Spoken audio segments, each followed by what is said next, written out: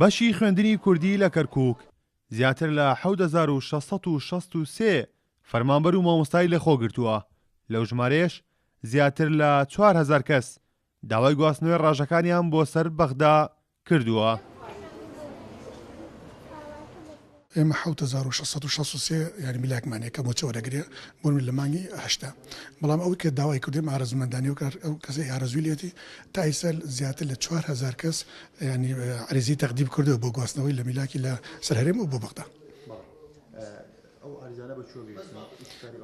ئێمە دامان نابێت تا ڕۆژی دووشەممە، بەڵام درێژ مەکرۆ بۆ سێشەمە و دوای چوارشەمە تاکو ڕۆژی پێشەمە، چکۆم ڕۆژی پێشەمە خوێندنی کوردی دەوامەکەین. ئەو کات هەتا ڕۆژ پێشەمەش هەر مامۆستایان یانە ینی عەرزیەکانی ناو تەقدیم کرد بۆ گواستنەوە، بەڵام ئێمە ڕۆژی یەکشەممە ئەیکەینە قایمەیەک هەوڵەدەین ئەو کەسانی کە تەقدیمیان کردووە جیانەکەینەوە بۆ نمونە سەرپەرشتیار بەجیا، مامۆستای دوانەوەندی بەجیا، مامۆستای سەرەتایی، دوای فەرمانبەران بەجیا ئەیکەین یەک قایمە.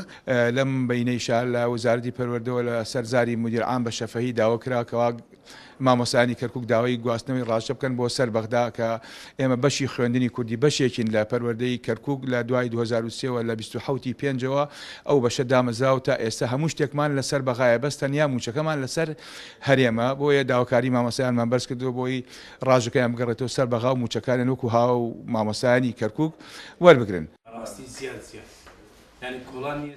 داواکاری گواستنەوەی ڕاژەکانیان لەلایەن ئیدارەی کەرکووکەوە پشتگیری نەکرا، هەر بۆیە مامۆستایانی کەرکووک داوایان کرد بەشی خۆیان لە بودجێ لە 17 هەرێم ڕاستەوخۆ وەربگرن.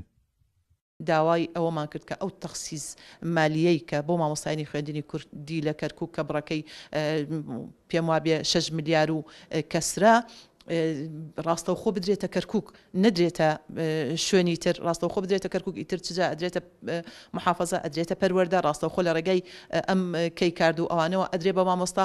ئەمەیانی زۆر پێ باش بووتی، ئەمە خاڵێکی زۆر ئیجابیە، زۆر عملیە.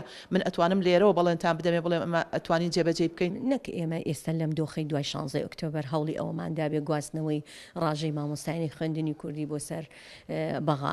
ئێمە بڵێم بۆ ساڵێک شەچێ ئێمە لە هەوڵین بۆ ئەوەی کە بتوانین ئەم ڕاژەیە بگوازرێتەوە، دوای ئەوەی کە چەند کۆبوونەوەیەکمان لەسەر کرد کە ئێستا دوا هەوڵمان ئەوە بوو کە ڕێپێوانێکی هێمنانە بکەین بۆ بەردەم پارێزگای کەرکووک. بەڵام بەداخەوە دیارە پارێزگای کەرکووک لەبەر بارودۆخە ئەمنێکە مۆڵەتی نەدا پێمان کە ئەو ڕێپێوانە ئەنجام بدەین. بۆیە شێوازێکی کەمان ئەویش بەرزکردنەوەی یاداشتێک بوو کە داوای ئەوواکەین بە شەبوجێ خوێندنی کوردی جیا بکرێتەوە لەگەڵ هەرێمی کوردستان. هەر بە مەبەستی داواکردنی مافەکانیان بەشێک لە مامۆستایانی کەرکووک داوایان کردبوو کە ڕۆژی سێشەممەی داهاتوو گرتبوونەوەیکی ناڕەزایی لە بەردەم بینای پارێزگای کەرکووک ئەنجام بدەن، بەڵام ئەم داواکاریەش لەلایەن پارێزگاری کەرکووک بۆ وەکالەتەوە ڕەت کرایەوە. کاڕۆن محەممەد، کورد ساد نیوز، کەرکووک.